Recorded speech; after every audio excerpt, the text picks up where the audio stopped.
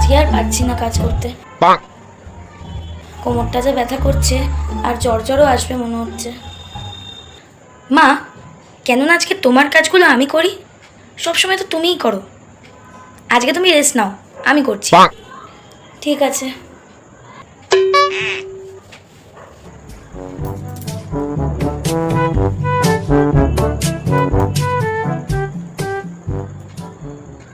বলছিলাম মা, কি রান্না করব?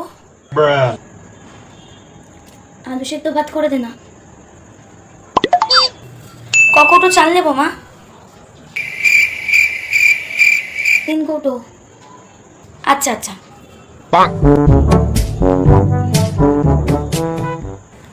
আচ্ছা মা, বলছিলাম যে তুমি তো একদিকে নিরামিষ রান্না করো, একদিকে আমিষ রান্না করো, তো কোনটা নিরামিষের গ্যাস কোনটা আমিষের গ্যাস আমি না বুঝতে পারছি না, একটু বলে দাও না মা। তোকে আর কোনো কাজ করতে হবে না মা, আমার কাজ আমিই করে নিচ্ছি। আমাকে ক্ষমা কর তুই। আয় ঘরে এসে বস, আমি যাই।